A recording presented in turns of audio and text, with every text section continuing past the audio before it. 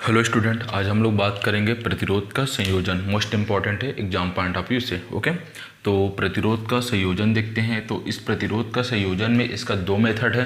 पहला मेथड होता है आपका श्रेणी क्रम, ठीक है, जिसको सीरीज बोलते हैं, और सेकंड होता है आपका समांतर क्रम, जिसको बोलते हैं आपका पैरेलल। ठीक है, अब देखते हैं। सबसे पहले अपन देखेंगे श्रेणी क्रम। क्या देखेंगे? श्रेणी क्रम।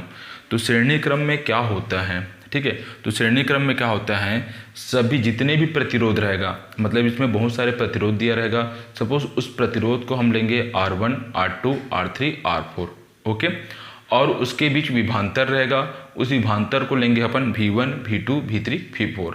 ओके, जितने भी प्रतिरोध रहेगा वो प्रतिरोध को हम क्या करेंगे, सबसे पहले इस फॉर्म में जोड़ेंगे। ठीक है, ये हमारा क्या है, देखो सेल है। सेल का नाम दे दिया अपन, क्या दिए? ए दिए हैं। ठीक है, इस सेल से अब देखो यहाँ से आपका क्या हो रहा है, धारा प्रवाहित हो रहा है, और यहाँ पे एक रेजिस्टेंस लगा दिए हैं, प्रतिरोध, जिसका आपका R1 है। तो R1 जब प्रतिरोध होगा तो इसके रिस्पेक्ट में इसका जो विभांतर होगा कितना हो जाएगा, आपका V1 हो जाएगा। फिर यहाँ पे क्या हो जाएगा, R2 हो जाएगा, प्रतिरोध सेकंड हो जाएगा, क्योंकि यहाँ पे जंक्शन है ना, तो जंक्शन के बाद क्या हो जाएगा, आपका रेजिस्टेंस R2 हो जाएगा। तो यहाँ पे प्रतिरोध क्या हो जाएगा, V2 हो जाएगा।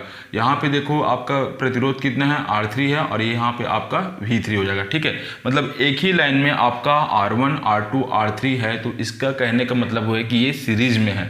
सीरीज में मतलब सीधा है। ठीक है, तो ये सीरीज में है। ठीक है, R1, R2, R3 क्या है, ये सीरीज में है। ठीक है, तो इसके रिस्पेक्ट में प्रतिरोध क्या है, अलग अलग है। लेकिन जब इस सेल से धारा प्रवाहित करते हैं, तो ये जब धारा जाता है तो यहाँ पे धारा I प्रवाहित होगा।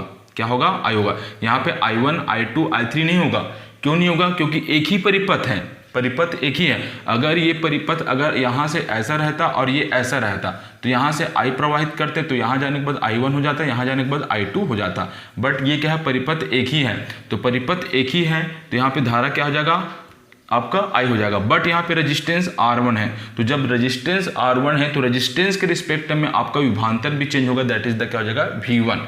यहाँ पे R2 है तो V2, यहाँ पे R3 तो V3 हो जाएगा। और ये आपका जो करंट है प्लस से माइनस की ओर क्या होता है, फ्लो होता है। ठीक है, इसी को श्रेणी क्रम में बोला गया है कि क्या बोलते हैं हम, कि विभिन्न प्रकार के प्रतिरोध में धारा जब I प्रवाहित होती हैं तो ऐसे संयोजन को क्या बोलते हैं, आपका श्रेणी क्रम संयोजन बोलते हैं। ठीक है, धारा क्या रहेगा, आपका कांस्टेंट रहेगा, एक ही फ्लो में रहेगा, लेकिन आपका प्रतिरोध और आपका विभांतर क्या होगा, इसके रिस्पेक्ट में चेंज होगा। ओके, इतना समझ में आया? ठीक है, अब देखते हैं क्या होते हैं। अपन यहाँ पे क्या लिए हैं, यहाँ पे 3 प्रतिरोध लिए हैं। कौन कौन सा प्रतिरोध लिए हैं, आपका R1, R2, R3। अब इस R1, R2 के रिस्पेक्ट में विभांतर क्या हो जाएगा, आपका V1, V2, V3। ठीक है, V1, V2, V3। ठीक है, अब क्या होता है, ओम का नियम। ओम का नियम जानते हैं अपन को, क्या होता है ओम का नियम, V इक्वल टू क्या होता है, IR होता है। किसके लिए? ओम का नियम। ठीक है, तो ओम का नियम क्या होता है, देखो यहाँ से क्या हो जाएगा, आपका V इक्वल टू क्या हो जाएगा, IR हो जाएगा। ठीक है, V इक्वल टू क्या हो जाएगा, IR हो जाएगा। बट यहाँ पे देखो विभांतर क्या है, V1 है, V2, V3 है, लेकिन टोटल विभांतर यहाँ पे कितने हैं, आपका V है। तो ये V1, V2, V3 किसके इक्वल होगा, V के इक्वल होगा, क्योंकि ये V क्या है, आपका V1 में कन्वर्ट हुआ है, फिर V2 में कन्वर्ट हुआ है, फिर क्या V3 में कन्वर्ट हुआ है। तो टोटल विभांतर इसका वैल्यू किसके बराबर होगा, इसके V के बराबर होगा। ठीक है, तो यहाँ पे अपन लिख दिए हैं। ठीक है, तो V इक्वल टू क्या हो जाएगा, IR।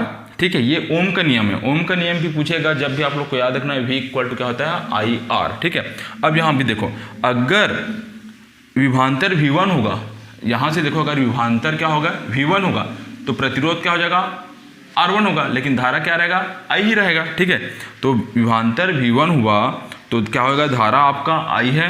ठीक है, क्योंकि एक ही परिपथ में फ्लो हो रहा है, और आपका रेजिस्टेंस क्या हो जाएगा, R1 हो जाएगा। ठीक है, वैसे अगर विभांतर V2 होगा तो धारा कांस्टेंट रहेगा, प्रतिरोध R2 हो जाएगा। वैसे ही आपका विभांतर V3 होगा तो क्या होगा, धारा आपका कांस्टेंट रहेगा और प्रतिरोध क्या हो जाएगा, R3 हो जाएगा। ठीक है, अब यदि X और Y के बीच विभांतर भी हो, तो अब X और Y के बीच विभांतर, टोटल विभांतर कितना है, V है, तो V इक्वल टू क्या लिख दूंगा मैं, V1 plus V2 plus V3।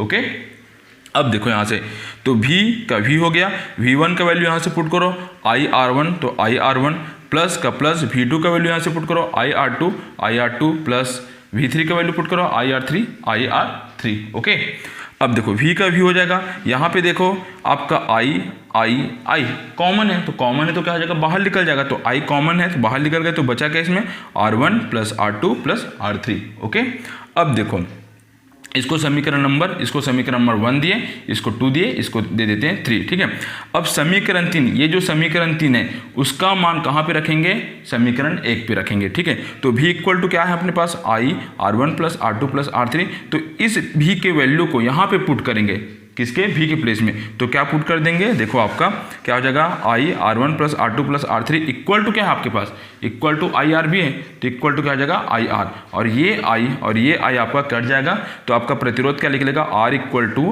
R1 plus R2 plus R3। ठीक है, आप लोग को ये चीज़ याद रखना है, अगर श्रेणी क्रम में बोलेगा तो श्रेणी क्रम में प्रतिरोध होता है R equal to R1 plus R2 plus R3 plus R4, जितना प्रतिरोध दिया रहेगा उसको सब क्या करेंगे, ऐड कर देंगे। ठीक है, ये हो जाएगा। ओके, अब इसमें एक इंपॉर्टेंट न्यूमेरिकल देखते हैं जो एग्जाम पॉइंट ऑफ व्यू से मोस्ट है। ठीक है, क्या दिए हैं, देखो यदि 3 ओम 6 ओम और 8 ओम के प्रतिरोध को श्रेणी क्रम में, कौन से क्रम में जोड़ेंगे, श्रेणी क्रम में जोड़ेंगे, तो उसका तुल्य प्रतिरोध कितना होगा, क्या होगा, तुल्य प्रतिरोध कितना होगा, तो हमको दिया है R1 इक्वल टू कितना है 3 ओम, R2 इक्वल टू दिया है 6 ओम और R3 इक्वल टू दिया है 8 ओम। ठीक है, तुल्य प्रतिरोध का फार्मूला लगाओ, क्या होता है, यहाँ से देखो R इक्वल टू होता है R1 plus R2 plus R3, तो R इक्वल टू क्या हो जाएगा, R1 plus R2 plus R3। Okay, अब R का R हो जाएगा, R1 का वैल्यू यहाँ से 3 प्लस R2 का वैल्यू 6 प्लस R3 का वैल्यू कितना हो जाएगा 8, और तीनों को 8 करो कितना होगा, 3 प्लस 6 है 9, 9 प्लस 8 कितना होगा 17। ठीक है, तो ये 17 ओम हो जाएगा। तो ये आपका प्रतिरोध का श्रेणी क्रम फिनिश हो गया। ठीक है, इसको अच्छे से करना है, एग्जाम पॉइंट ऑफ व्यू से most important. Okay, thank you.